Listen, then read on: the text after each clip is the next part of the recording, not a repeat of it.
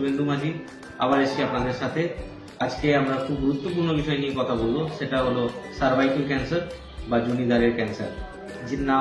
যেটা জানার বিষয় হচ্ছে জানুয়ারি মাস, এবং জানুয়ারি মাস সারা বিশ্বে কিন্তু যোনিদ্বারের ক্যান্সার বা সার্ভাইকাল ক্যান্সারের উপর অ্যাওয়ারনেসের প্রোগ্রাম হয়ে থাকে। তো আসুন আমরা জেনে নিই সার্ভাইকাল ক্যান্সার নিয়ে আজকে কেন আমরা বলবো। কারণ মহিলাদের মধ্যে এটা প্রায় 1 নম্বরের ক্যান্সার, এবং সার্ভাইকাল ক্যান্সার হচ্ছে এমন একটা ক্যান্সার যেটা কিনা ভ্যাকসিন দিয়ে প্রিভেন্ট করা যায়। তাই এই ক্যান্সার নিয়ে কিন্তু আপনার আমার সবার জানা উচিত। আপনার বাড়িতে যদি কোনো মহিলা থাকে, বাচ্চা থাকে, বা আপনার কোনো যদি রিলেটিভ থাকে যার নিম্নলিখিত সিমটমসগুলি হচ্ছে, সবাইকে কিন্তু এই সার্ভাইকাল ক্যান্সার নিয়ে অবশ্যই জানা উচিত। এবার বলে রাখি, সার্ভিক্স মানে হচ্ছে যোনিদ্বার বা হচ্ছে যে ইউটেরাসের মাউথ বলতে পারেন, বাট যেখানে এই সার্ভাইকাল ক্যান্সারটা খুব কমনলি হয়। এবং এই সার্ভাইকাল ক্যান্সার কিন্তু হয় একরকম ভাইরাস, তার নাম হচ্ছে এইচপিভি। এবং এই এইচপিভির অনেকগুলো টাইপস আছে, তার মধ্যে কিছু হাই রিস্ক ভ্যারাইটিস আছে এবং কিছু লো রিস্ক ভ্যারাইটিস আছে।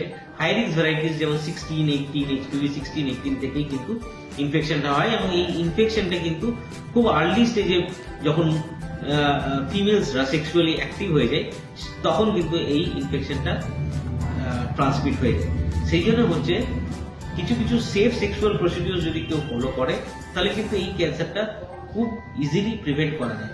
জেনারেলি একবার ইনফেকশন যদি হয়, তারপর অ্যাটলিস্ট 10 বছরের গ্যাপ থাকে, দেখা গেছে স্টাডি করে, অ্যাটলিস্ট 10 বছর পরে সার্ভাইকাল ক্যান্সার ডেভেলপ করে। তাই এই যে 10 বছর সময়, এটা কিন্তু স্ক্রিনিং এর জন্য খুব ভালো। এবার এইরকম যদি কারোর সিমটমস হয়, যেমন যদি খুব বেশি সাদা স্রাব হচ্ছে, খুব বেশি যোনিদ্বারে চুলকানি হচ্ছে, যোনিদ্বার দিয়ে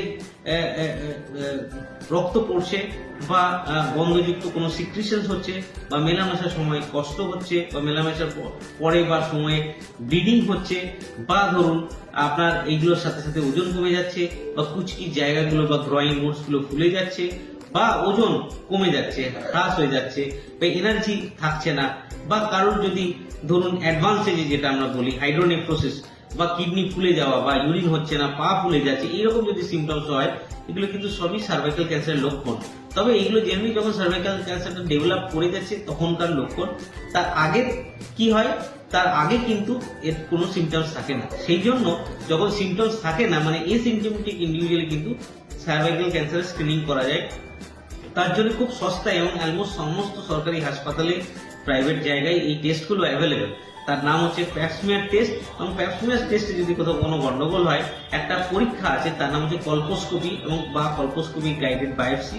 এটা দিয়ে কিন্তু বোঝা যায় যে এইচপিভি ইনডিউসড সার্ভাইকাল ক্যান্সারের কোনো চেঞ্জেস আপনাদের শরীরের মধ্যে দানা বেঁধেছে কিনা। তো শুধুমাত্র দুটো টেস্ট দিয়েই কিন্তু মোটামুটি শনাক্ত করা যায় যে এইচপিভি ইনফেকশন হয়েছে কিনা, বা এইচপিভি ইনফেকশনের জন্য সার্ভাইকাল ক্যান্সার শরীরে দানা বেঁধেছে কিনা। এবং এটা প্রিভেন্ট করার খুব ইজি ওয়ে হচ্ছে এইচপিভি ভ্যাকসিনেশন, যেটা কিন্তু মহিলা এবং হচ্ছে যে 15 থেকে 16 বছর বয়সের বাচ্চা মেয়েদেরকেও কিন্তু দেওয়া যায়, এবং তাতে এই এইচপিভি ইনফেকশন থেকে যে ক্যান্সার হচ্ছে তার ইনসিডেন্স কিন্তু 90% কমানো যায়। এবং শুধুমাত্র ক্যান্সারই নয়, এই এইচপিভি ভাইরাসের জন্য কিন্তু অনেক রকম ইনফেক্টিভ ডিজিজও হয়, যেমন ভাইরাল ওয়ার্ডস হয়, প্যাপিলোমা হয়, কিছু কিছু আরো বিনাইন ডিজিজ হয়, যেগুলো কিন্তু খুব ইজিলি প্রিভেন্ট করা যায়। সেগুলো এইচপিভি ভ্যাকসিন কিন্তু এখন আমাদের ন্যাশনাল ইমিউনাইজেশন যে শিডিউল আছে সেটাতেও অলমোস্ট আসতে চলেছে, এবং একটা সিঙ্গেল ডোজ অফ ভ্যাকসিন নিলেই কিন্তু এই রোগ থেকে অনেকটাই মুক্তি পাওয়া যায়। তাই বন্ধুরা, আপনাদের বাড়িতে যদি কারোর এরকম কোনো সমস্যা হচ্ছে, আপনারা এগিয়ে আসুন, আমার সাথে শেয়ার করুন আপনাদের সমস্যা। আমি যথেষ্ট চেষ্টা করবো আপনাদের হেল্প করার জন্য। ধন্যবাদ।